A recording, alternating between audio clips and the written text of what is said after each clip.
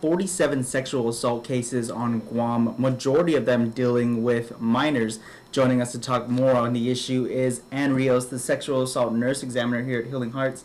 Thanks for joining us, Ann. You're welcome. Thank you for having me. So it's Sexual Assault Awareness Month Yes. this month, the month of April. Yes. Tell us how big of a problem is it with these statistics that we have here? Well, we're at 47 this year, and last year we were at 124. So there is a rise, and what we need to remember is that we could actually prevent it by just being comfortable and start talking about the issue to our children. Our children read the newspapers, they watch the news, and you know, there are agencies on Guam that actually have programs that will talk about prevention, what are red flag touches, what are green flag touches, all of these things that we can incorporate into what we would talk about at the dining room table for dinner. So really, if we start talking about it to our kids, we can really do a lot to prevent it. Well, it seems like a lot of the problem, like I was saying, deals with the minors. 42, according to our statistics here, 42 of them being females, 5 of them being males. Yes. Tell us what could be the problem with these. Well, you know, a lot of the minors, and you have to think that minors are perfect victims because some of them don't know it's wrong. Some of them maybe not feel comfortable to talk about it.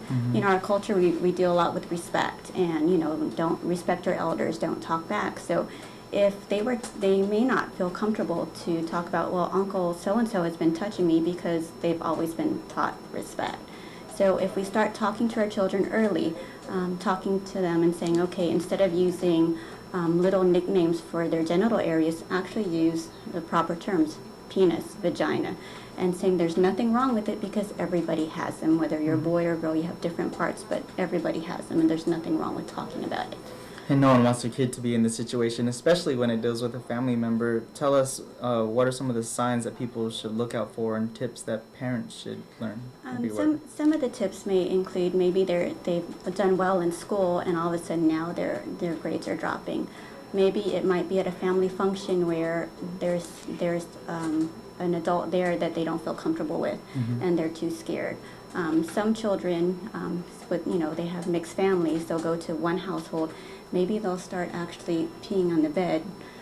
So they just have some symptoms or signs that are just very different from what maybe the parents are accustomed to. So, and then I think it's really important that it's not really some of the parents, but you know, it takes a community to raise a child. And sometimes we've had children that have come in here, and it's really their family members outside of their parents that have said, you know, I noticed something's wrong, and they start talking, and these children disclose to these family members. So it's really important that kind of people get comfortable with the topic. Like I said, it's been in the news and print and media that they really need to know how to respond. And then, it's still early into the year. It's only April. We see here that the statistics show that there's a small number, 5 of them being adults in the sexual assault statistics here, but 5 is still a problem. Yes. 1 is a problem. And just to know that out of those 5 adults, they weren't victimized by strangers. They were able to identify the person, and it's most of the time it's someone they know. Okay. Very unfortunate information here. Tell us, with Sexual Assault Awareness Month, this month, what are some of the activities and well, we're actually kicking off this weekend, and it's an outreach sponsored by Child Protective Services. We'll be at the Guam Shopping Center. Next weekend, we'll be over at Guam Premier Outlets. The following weekend, which is the 21st and the 28th, we're actually doing reading at the Agana Library. So bring out your children, come out to these outreaches, and then just kind of expose your children. We have some coloring books to give them. We can tell you how to start talking to your child, but really start early. There's nothing wrong with a child knowing about what their body is and what's supposed to be private and what's okay and what's not okay. All right. Now, of course, a lot of those out there who are afraid to speak out, tell them, what are some of the resources available? Who can they call? And Okay. You could give us a call at 647-5351. We operate normal business hours 8 to 5, Monday through Friday.